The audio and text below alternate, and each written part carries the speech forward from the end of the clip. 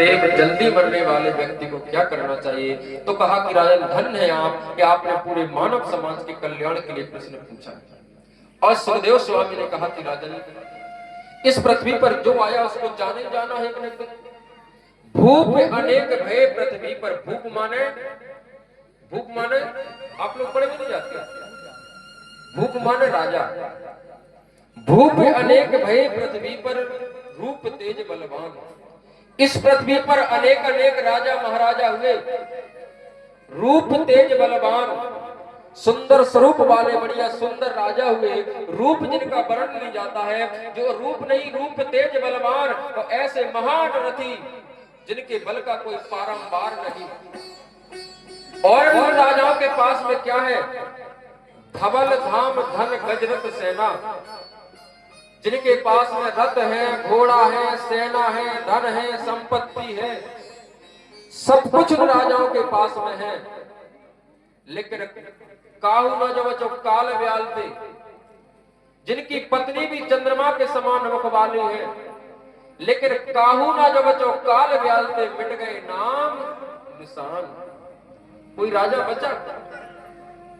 अरे इस पृथ्वी पर अनेक अनेक राजा हुए, सभी राजाओं के नाम निशान मिट गए। जिनकी पत्नी कमल के समान सुंदर मुख वाली थी, कि किसी पत्नी ने, किसी रानी ने अपने राजा को रोक पाया? जो भी संसार में आया है उसको एक न एक दिन काल के मुख में जाना जरूर है। काल के मुख में सबको जाना।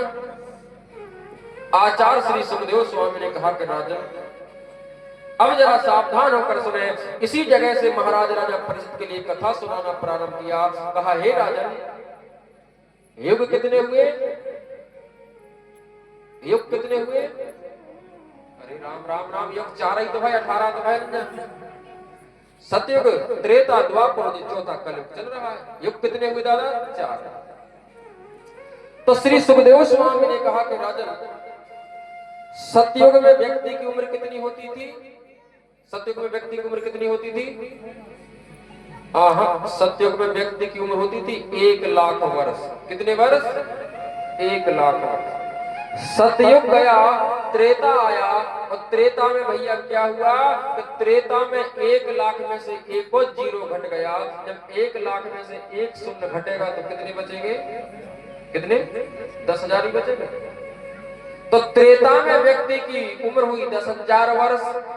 जैसे ही धीरे धीरे धीरे करके त्रेता निकला और द्वापर आया, और द्वापर में क्या होता है कि द्वापर में 10,000 में से एक और शून्य घटा। जब द्वापर में एक और शून्य घटा तो कितने बचे? 10,000 में से एक और शून्य घटा तो कितने बचे? 1,000। धीरे धीरे धीरे धीरे कल द्वापर गया और कलयुग आया, और कलयुग में एक और क्या होता है? एक और जीरो घट जाता है। जब एक और शून्य घटा तो कितने बचे? इस कलयुग में बचे 100। 1,000 में से एक जीरो घटा तो कितने बचे? 100। इस कलयुग में व्यक्ति 100 वर्ष जीता है। अब लेकिन उम्र और भी कम हो गई, लेकिन फिर भी 100 वर्ष जीता है। लेकिन बंधु, तुम्हारे जीवन का एक दिन कब निकलता है? 12 घंटे का दिन और 12 घंटे की रात। जब 12 घंटे, 12 दिन और 12 रात मिलाकर हुए 24 घंटे, जब 24 घंटे निकल जाते हैं तो हमारे जीवन का एक दिन कम हो जाता है। सज्जनों, तो दिन के 12 घंटे हम क्या करते हैं? काम काज करते कि नहीं करते? करते कि नहीं करते? हम तो अपना काम करते हैं, तुम्हारा जन करत हो जानो। दिन के 12 घंटे हम और आप सब लोग काम करते हैं, और रात के 12 घंटे क्या करते हैं साहब जी? क्यों ना रहना? क्या करते हैं? सोते हैं। रात सोते ना।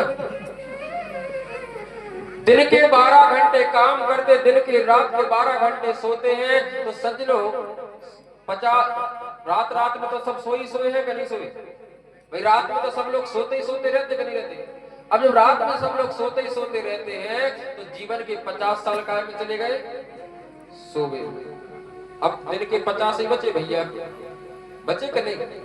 अब दादा दिन के 50 साल बचे, तो जैसे लड़का को जन्म होता ही तो 20 साल काय में चली जाता ही, 20 साल चली जाती काय में, तो बिगा बचपने में साइकिल चलावे में, गिल्ली डंडा खेलवे में, हैं? चले जाते कि नहीं चले? तो 20 साल है, जब बचपने से 20 साल तक बचपने में चलेगा कि नहीं चलेगा? तो 50 सोवे में और 20 बचपने में, सो कितने हो गए? 70। कितने हुए? 70। अब कितने बचे? 30।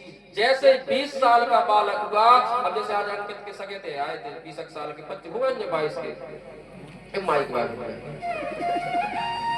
तो जैसे ही 20 साल के बाद में घर वाले क्या कर देते हैं? 20 साल के बाद में घर के लोग शादी विवाह जब कर देते हैं, तो जब से ऐसे तुलसीदास जी ने लिखा है कि ससुराल प्यारी भई तबते, रिप रूप कुटुंब भय तबते। जैसे ही ससुराल मिल जाती है तो घर की माताएं बहनें, घर की बहनें बुरी लगने लगती हैं और साली साराज प्यारी लगने लगती है, और घर के लोग दुश्मन लगने लगते हैं, ससुराल के लोग सब प्यारे लगने लगते हैं।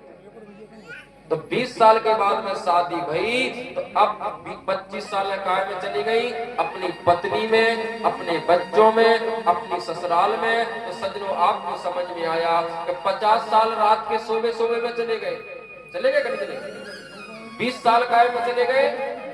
बचपने में। तो कितने हो गए? 70। और 25 काय में चली गई? 25 चली गई काय में? अपनी जवानी की बच्चों में, पत्नी में। तो कितने हो गए? 70 और 25 95। अब कितने बचे? 5। अब दादा तुम हो गए 95 के, तो चाहे खांस लो, चाहे बुढ़ापे में खकार लो, तो चाहे भगवान का भजन कर लो। इसीलिए किसी कवि ने कहा है कि चली जा रही है उम्र धीरे धीरे, पल पल उड़ियाठो पहर धीरे धीरे, पल पल उड़ियाठो पहर धीरे धीरे, चली जा रही है उम्र धीरे धीरे, जा रही है उम्र धीरे धीरे, चली जा रही है उम्र धीरे धीरे, चली जा रही है उम्र धीरे धीरे। सभी तालियों की सेवा करते हुए सब लोग गाएंगे।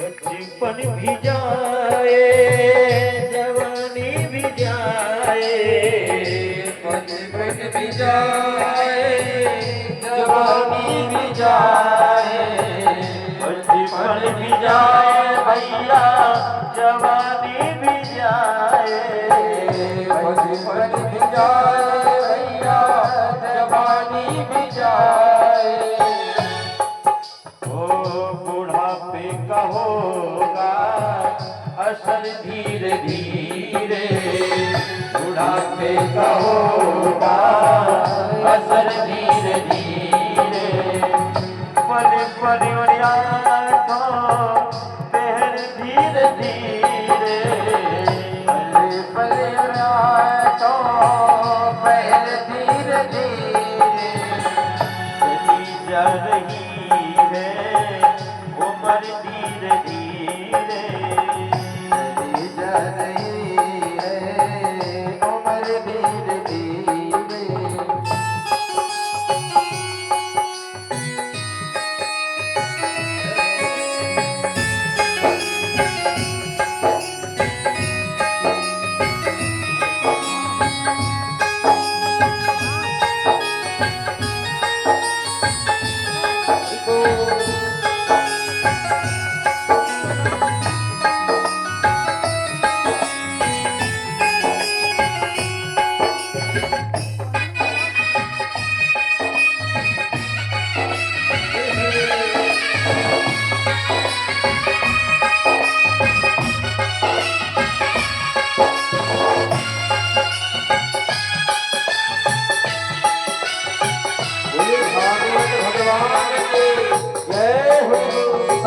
भगवान जय हो।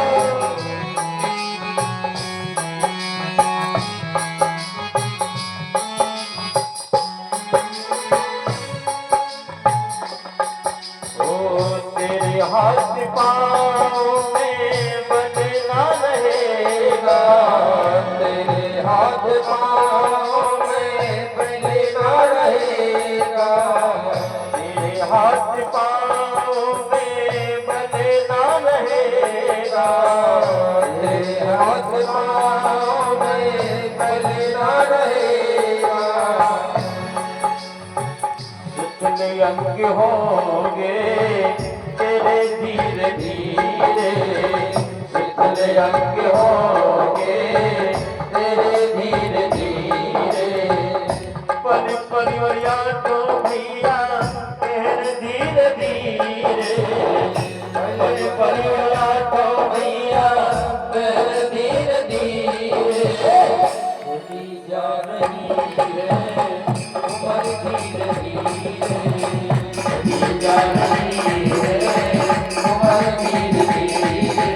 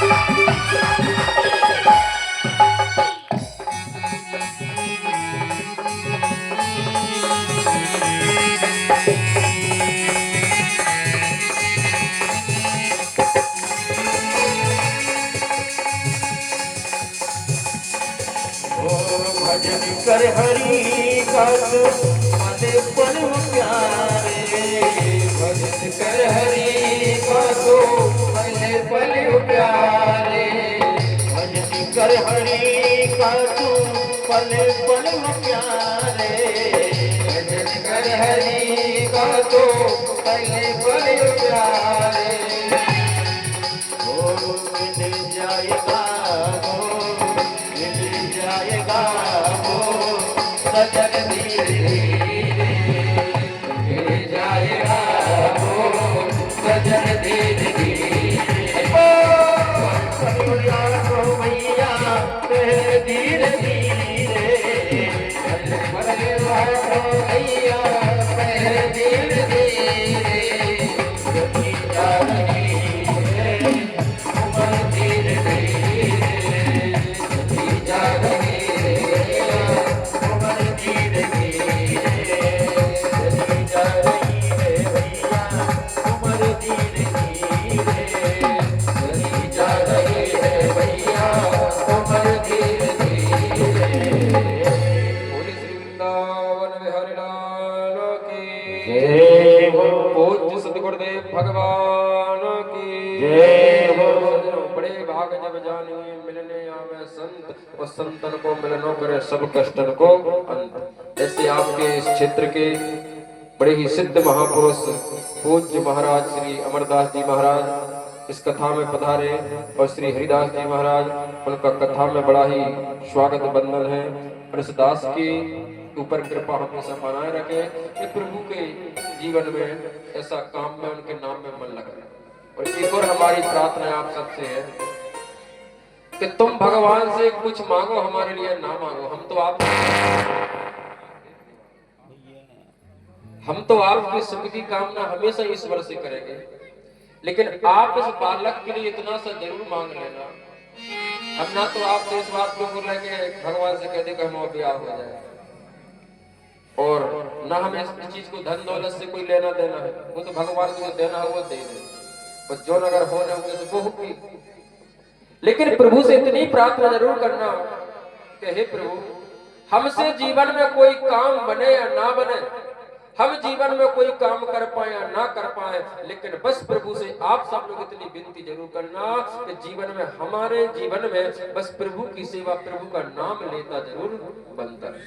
बस ऐसे प्रभु की कथा, ऐसे प्रभु के नाम में मन लगा रहे, और जीवन में कोई काम कर पाए या ना कर पाए उसकी कोई परवाह नहीं, और बस प्रभु से इतनी प्रार्थना करना कि जीवन में प्रभु कभी भी किसी प्रकार का कोई अहंकार, कोई मद न आए।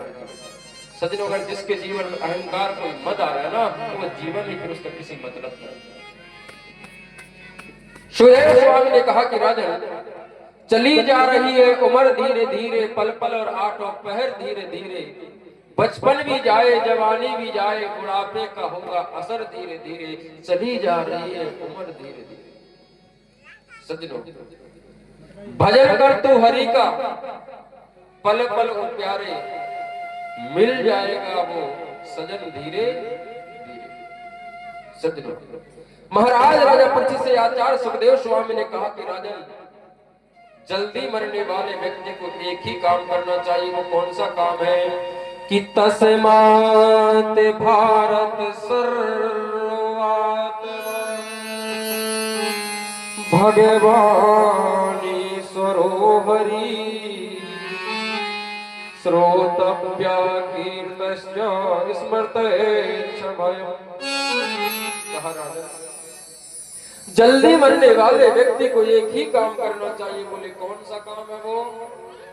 कि श्वास श्वास में राम भजो, वृथा श्वास जन को, ना जाने इस श्वास की पावन हो न हो। श्वास श्वास में राम भय, श्वास जन को, ना जाने इस श्वास की पावन हो न हो।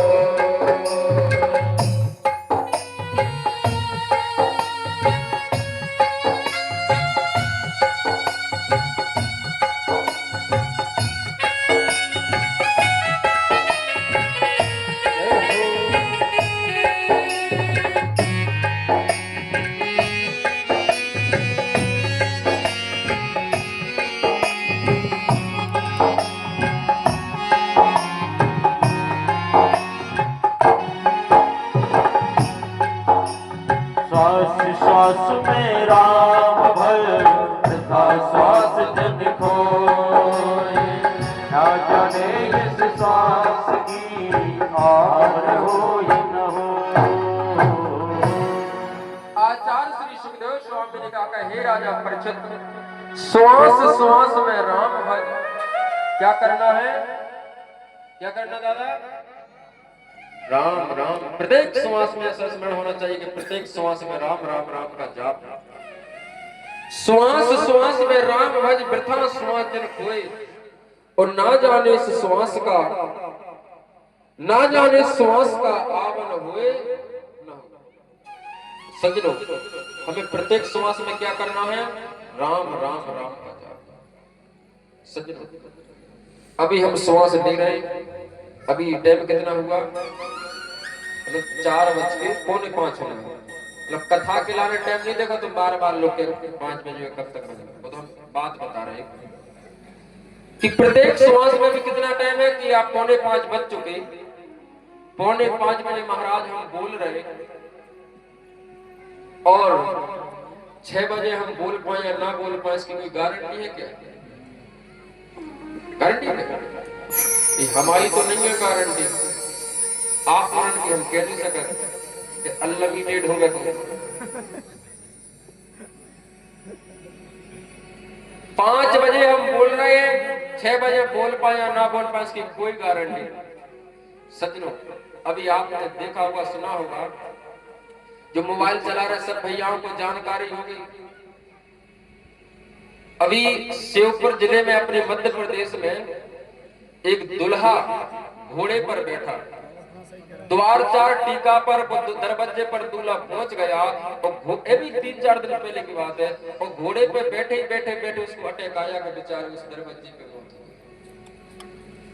गई। एक विदिशा जिले की खबर है, एक 23 वर्ष की सुंदर बिटिया, और वो अपने मामा के यहाँ शादी में आई। वो बढ़िया बाहर कहीं पढ़ती थी, बढ़िया अच्छे संपन्न परिवार से थी। और जैसे आजकल जमाने में शादी में एक उन्नों चलन बन गो महिला संगीत, हल्दी रस्म, जिसका दूर दूर तक कोई शास्त्र से लेना देना नहीं, फालतू के नाटक, बिल्कुल कोई मतलब नहीं है, फालतू के झंझट, फालतू का काम। तो वो संगीत में डांस कर रही थी, मतलब नच रही थी स्टेज पर, और नाचते नाचते नाचते उसको अटैक आया कि उसकी तुरंत, अभी बेबी 5-6 दिन की पहले की बात। तो सज्जनों, किसी का कोई भरोसा नहीं। कहा कि श्वास श्वास में राम भज वृथा श्वास न खोए। अभी हम सांस ले रहे हैं और कुछ देर बाद सांस ले पाए ना ले पाए इसकी कोई गारंटी है क्या? इसलिए प्रत्येक श्वास में राम राम राम जपना चाहिए। क्यों? कुछ देर बाद हम सांस ले पाए या नहीं ले पाए इसकी कोई गारंटी नहीं। तब राजा परीक्षित ने कहा कि गुरुदेव, प्रत्येक श्वास में कैसे प्रभु का नाम लिया जाए, कैसे भगवान का नाम लिया जाए? अरे प्रत्येक श्वास में भगवान का नाम, क्योंकि संसार के लोगों को बहुत सारे काम रहते हैं। माताओं बहनों को घर में रोटी बनाने, गाय भैंस का काम करने, बच्चों को नहलाना धुलाना, उसको स्कूल के टिफिन तैयार करना, तो वो कैसे घर गृहस्थी में रहकर कितना सब कुछ कर सकती हो? 24 घंटा राम राम राम कर सकती हो। तो कितनी सुंदर पंक्ति पूज्य गोस्वामी तुलसीदास जी महाराज ने लिखी, कहा कर से करो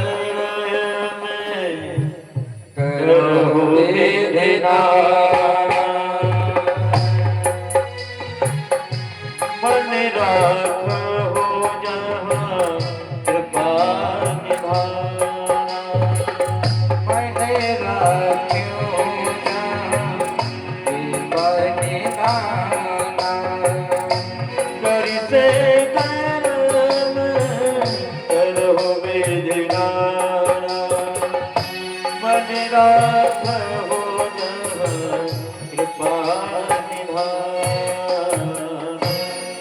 क्या कहा? कर से कर्म। कर्म माने क्या होता? कर्म माने हाथ, कर्म माने हाथ। कर से कर्म करो विधिनाना, इन हाथों से कोई भी कर्म करो, इन हाथों से भोजन बनाओ, इन हाथों से स्नान करो, इन हाथों से घर गृहस्थी का काम करो। इस शरीर से आप चंदेरी में रहो, शरीर से मुकावली में रहो, शरीर से ललितपुर में रहो, शरीर से पिछोर में, खनिजा थाना में, कहीं भी ये शरीर रहे कोई बात नहीं, लेकिन मन कहाँ होना चाहिए? मन गोविंद के चरणों में होना चाहिए। कर से कर्म करो विधिनाना, ये शरीर हमारा कहीं भी हो कोई बात नहीं, फर्क शरीर का नहीं पड़ता है, फर्क मन का पड़ता है। तो मन राखो जहाँ कृपा निधाना, मन हमारा गोविंद के चरणों में होना चाहिए। मन हमारा संसार में नहीं होना चाहिए, मन हमारा प्रभु के चरणों में होना चाहिए। कर से कर्म करो विधिनाना, मन राखो जहाँ कृपा निधाना। मन कहाँ होना चाहिए? गोविंद के चरणों में। आपका शरीर कहाँ है? शरीर का फर्क नहीं पड़ता है। आपका मन कहाँ है? आपके मन का फर्क पड़ता है। तो इस शरीर से आप घर भी रहो कोई बात नहीं, लेकिन मन कथा में होना चाहिए। शरीर तो पांडाल में आ गया और तुम्हारे मनीराम जी गांव में घूम रहे हो गए, तो फिर कथा में आए क्यों हो? और कथा में आकर भी संसार की बातें, संसार की चर्चा कर रहे हो, तो खुद भी डिस्टर्ब, दूसरों को भी डिस्टर्ब। इसलिए कथा में आकर के कथा में मन से भगवान की कथा सुननी चाहिए, संसार की बातों को नहीं। कर से कर्म करो विधिनाना, मन राखो या कृपा निधाना। मन कहाँ रखना चाहिए? मन गोविंद के पास होना चाहिए। सच आचार्य सुखदेव स्वामी ने कहा कि मन, कितनी सुंदर बात, किससे करना चाहिए भक्ति? मन से। मन कहाँ होना चाहिए? तब राजा परीक्षित ने कहा कि गुरुदेव, ये मन बड़ा चंचल है। कैसा है? मन बड़ा अच्छे बैठ जाओ, टोपी वाले तकलीफ है क्या? नहीं, लातों से नहीं, मतलब अब बताओ, नए लड़के हो तो दर्द कर रहे हैं, अब 100 लाख साल के होते हो, यही तो आज के युवाओं में कमी हो चुकी है।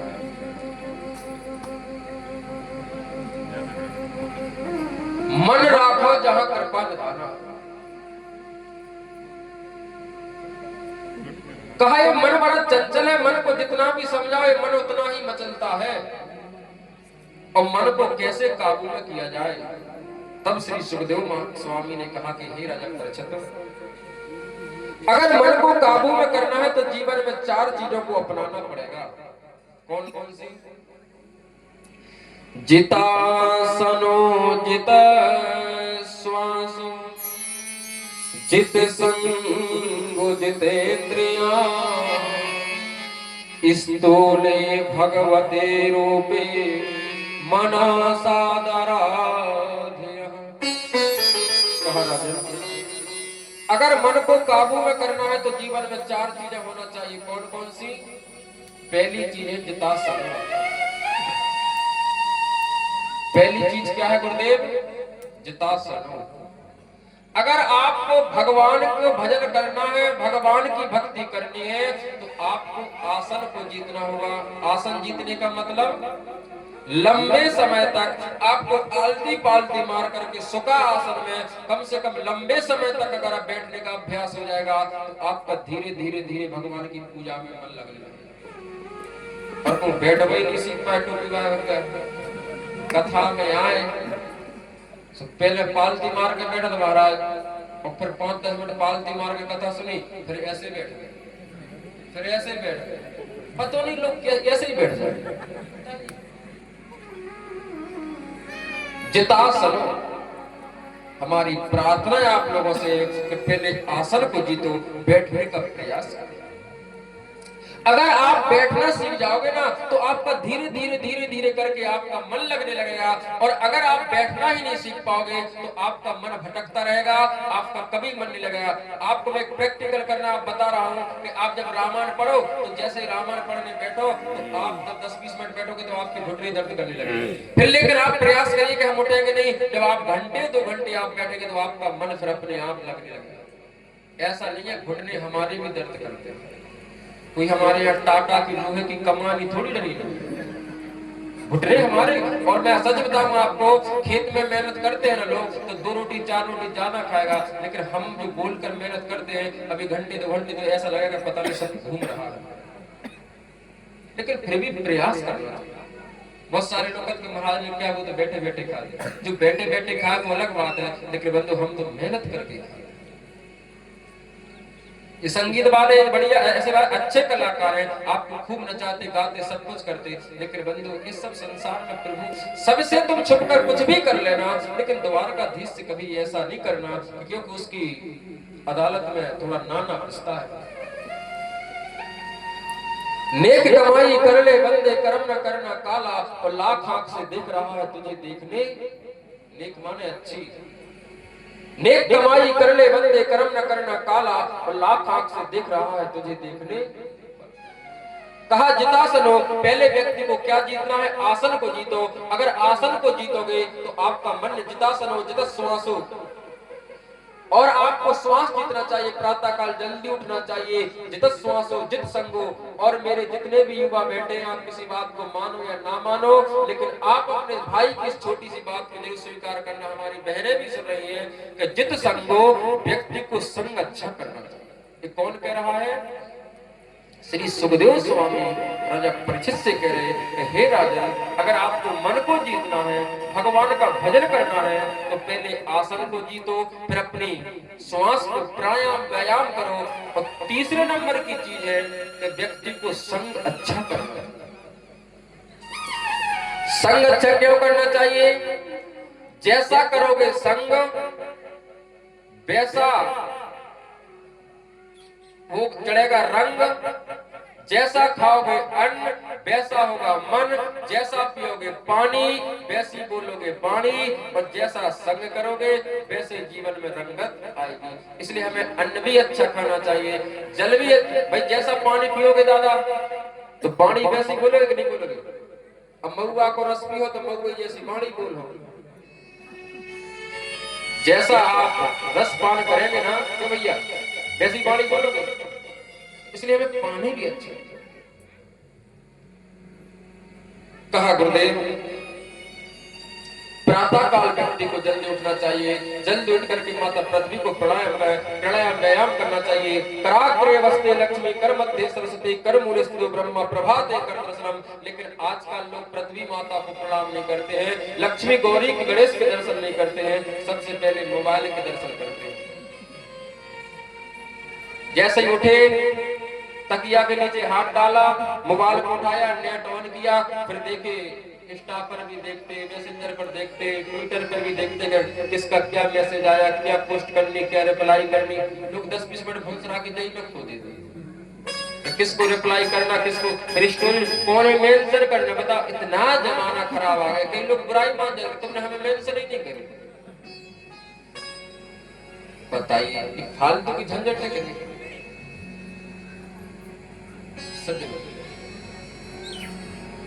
पहले हमारे समय में माता मैंने प्रातः काल जल्दी उठती थी, आटा चक्की चलाती थी, नहीं चक्की से अपना घर में पीसती थी, नहीं पीसती थी।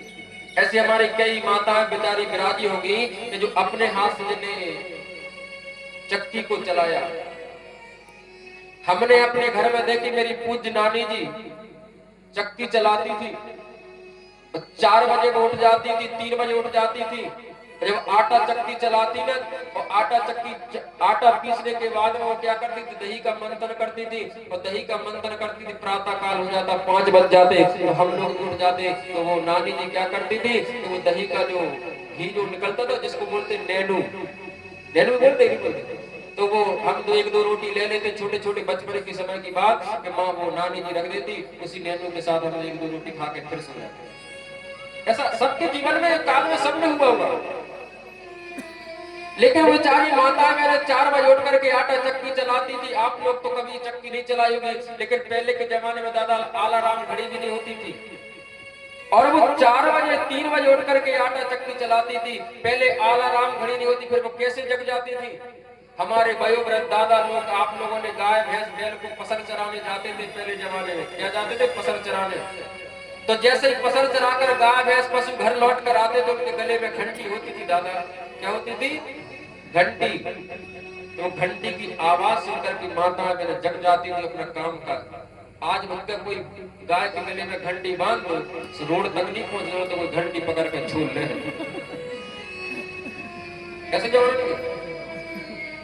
सदिन होती।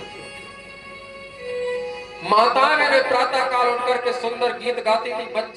बच्चों को भजन करना सिखाना नहीं पड़ता था सज्जनों। पहले के समय के बच्चे अपने आप भगवान का भजन सीखते थे, और वो 4 बजे चक्की चलाती थी, क्या गाती थी कि कभी राम बन के, कभी श्याम बन के चले आना प्रभु जी, चले आना, कभी राम बन के, कभी श्याम बन के, चले आना प्रभु जी, चले आना, राम बन के, कभी श्याम बन के, चले आना प्रभु जी, चले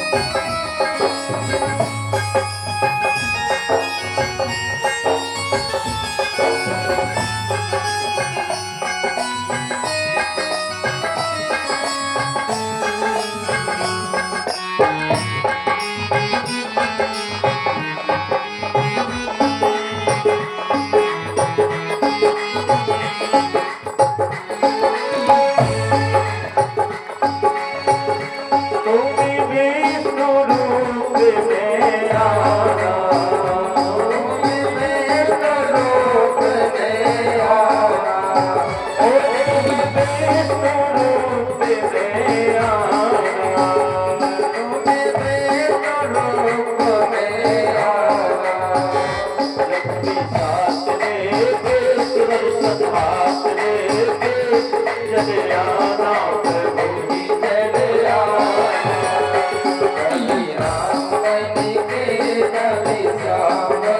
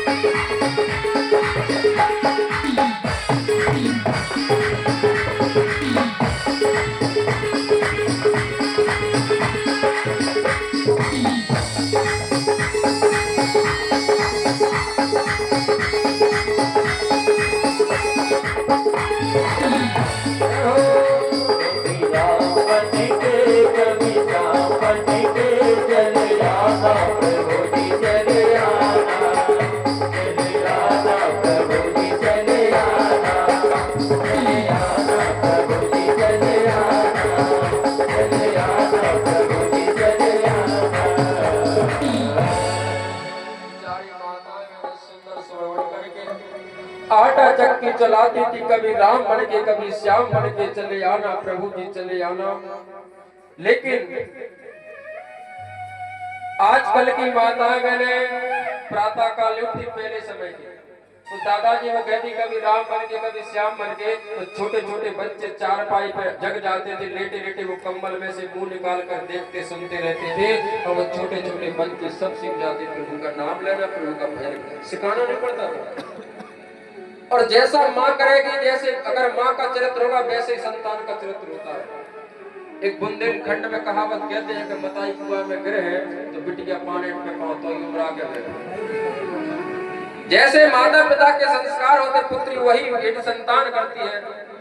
और आज जैसे ही बच्चे सब कुछ सीख जाते थे, आज वर्तमान युग में वर्तमान समय में माता बहने प्रातः काल 4 बजे तो नहीं उठती, कोई 7 बजे 7:30 बजे से पहले कोई नहीं उठता, और उठकर सीधी किचन में जाते हैं। किचन में क्यों जाते हैं कि आजकल व्यक्ति बिना चाय पिए चार्ज नहीं होते।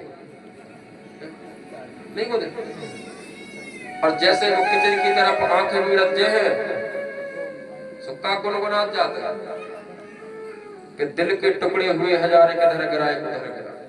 गाना कहाँ गा रहे हैं कि दिल के टुकड़े हुए हजारे के धर गिराए उधर गिरा। अब तुम्हारे जब दिल के टुकड़े हजार हो रहे, आप अपनी संतान को क्या संस्कार दोगे? ये हमारी संस्कृति नहीं, ये हमारी मर्यादा नहीं कि दिल के टुकड़े। और इस जमाने में गीतों का तो क्या कहना, कैसे कैसे उल्टे सीधे लोग गीत गा रहे हैं और कैसे कैसे लोग गीतों को श्रवण कर रहे हैं। एक पहले गाना चला, उसका बड़ा क्रेज चला कि शीशे का दिल और पत्थर का जमाना। मतलब शीशे का दिल है तुम्हारा और पत्थर का, कोई पत्थरा से दिल को चल लो। फिर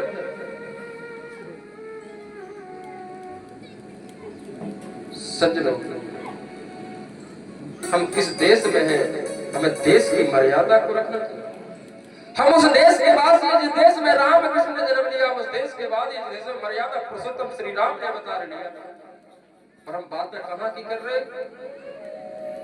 साउथ अफ्रीका की कॉलेज में कहा, विदेशों में कॉलेज में पढ़ाया जाता है कि जिस देश को बर्बाद करना है उस देश में असला बारूद गोला बम चलाने की कोई आवश्यकता नहीं। अगर जिस देश को बर्बाद करना है तो उस देश की संस्कृति को बर्बाद कर दो, वह देश धीरे धीरे अपने आप बर्बाद हो जाएगा। आज वर्तमान युग में हमारे देश के अंदर वही चल रहा है कि आज का व्यक्ति, आज का प्राणी शरीर से हिंदुस्तानी है भैया। आज का इंसान शरीर से हिंदुस्तानी है, लेकिन उसकी बुद्धि, उसका दिमाग विदेशी जैसा हो चला। छोटे छोटे कपड़े लोगों ने पहनना पसंद किए, बाल पता नहीं कैसे कैसे लोग कटिंग करवाने लगे, और आजकल माता बहनों ने छोटे छोटे कपड़ों को फैशन मान लिया।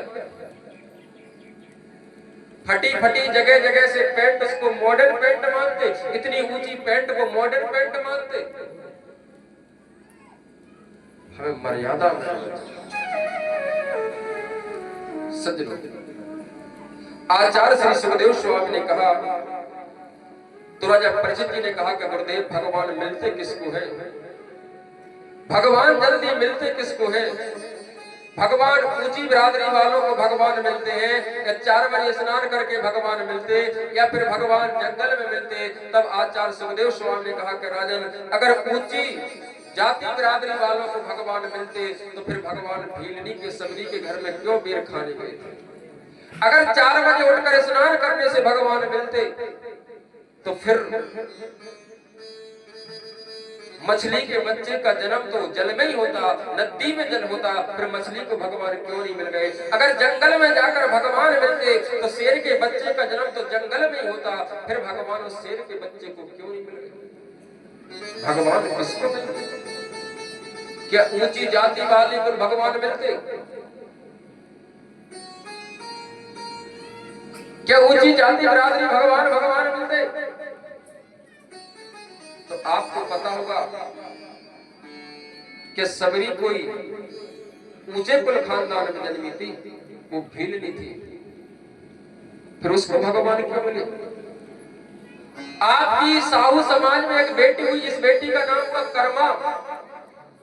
उस बेटी ने, आपको पता हो या ना हो, आपको जानकारी हो या ना हो, इस बात से किसी को जागरूक होना चाहिए हम, लेकिन व्यक्ति को उस विषय में जानकारी होनी चाहिए। एक साहू की बेटी थी कर्मा। कर्मा कितनी हुई? कर्मा हुई 3। एक बेटी जाट की कर्मा हुई, एक साहू की कर्मा हुई और एक ब्राह्मण की कर्मा हुई। लेकिन जिस जगन्नाथ स्वामी को जिसने खिचड़ी का भोग लगाया, उस साहू की पुत्री हुई कर्मा।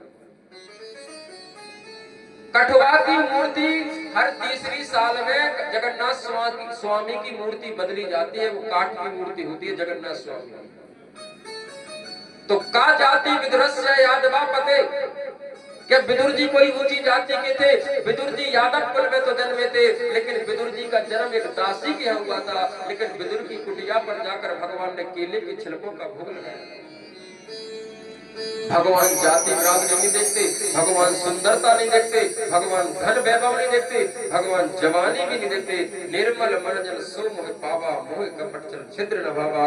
भगवान निर्मल मन से, भगवान ये नहीं देखते कि राजेश क्या चढ़ा रहे, राजेश सेंट चढ़ा रहे, चढ़ा परफ्यूम चढ़ा रहे, या गुलाब का फूल चढ़ा रहा है, गेंदा का फूल चढ़ा, जासमीन का फूल, किसका पुष्प चढ़ा। भगवान ये सब कुछ नहीं देखते, भगवान ये देखते हैं कि आप किस मन से पुष्प चढ़ा रहे हैं। सज्जनों, समय का अभाव, बस लंबे समय तक की बात थी और कल तो नहीं, परसों की कथा में कृष्ण जन्म होगा। आप सब लोग अधिक से अधिक संख्या में पधारेंगे और जब आप लोगों ने जो कथा को श्रवण किया उसको जीवन में धारण जरूर करना, क्योंकि समय अपना हो चुका है। हमारे समय नहीं, क्योंकि आप लोगों का समय हो, हम तो कोई दिक्कत नहीं, और घंटे 2 घंटे और भी कर देंगे। लेकिन सज्जनों, आपको भी दूर तक पहुंचना पड़ता है। तो भगवान मिलते किसको है? निर्मल मर्जन सोम बाबा, मोह कपट चल छिद्र न भावा। भगवान भीलनी की कुटिया पर गए राम, लेकिन भगवान मिलते किसकी हो? जिसके लिए सबरी जैसी लौलता हो, जिसके लिए, जिसके मन में सबरी जैसा प्रेम हो, जो राम के प्रति प्रेम रखती थी। और वो सबरी, आप सब लोगों को पता होगा कि नित्य प्रतिदिन उठती थी और अपनी कुटिया को साफ करती थी, गाय के गोबर का पुरेन डालती थी और रोज रंगोली चौक पूरती थी, और वो नयन पावड़े नयन पलक बचा करके प्रभु श्री राम का इंतजार करती। अगर ऐसा इंतजार आप करो ना तो भगवान आपको जरूर मिलेंगे। और बेचारी वो सबरी हमेशा क्या करती थी? प्रार्थना उसने भगवान से की कि गरीबनी की झोपड़ी के भाग्य खोल जाएंगे, बोले बोले कागा मेरे राम कब आएंगे, बोले बोले कागा मेरे राम कब आएंगे। सभी गाइए।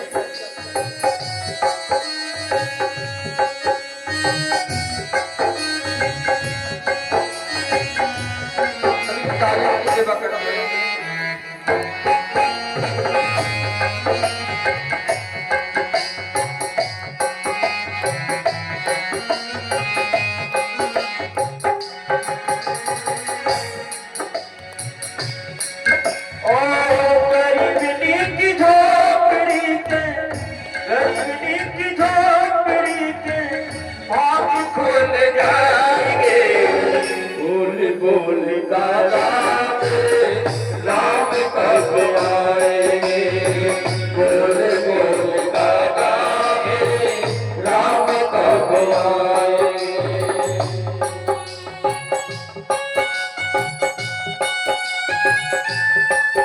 सभी तालियों की सेवा करते हैं।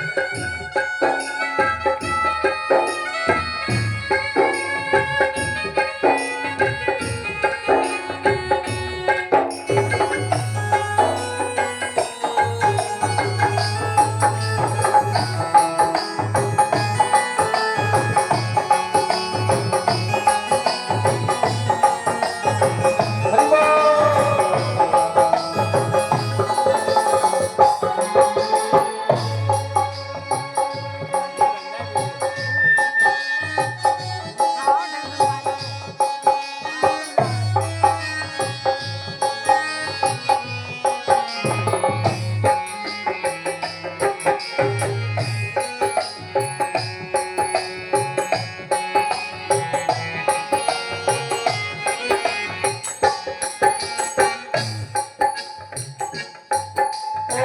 राम कब आएंगे, लखन कब आएंगे, राम कब आएंगे, लखन कब आएंगे। ओ मेरी गिरफ्त झोपड़ी को, मेरी गिरफ्त झोपड़ी को पावन धाम कब बनाएंगे। बोल बोल दादा राम कब आएंगे, राम कब आएंगे।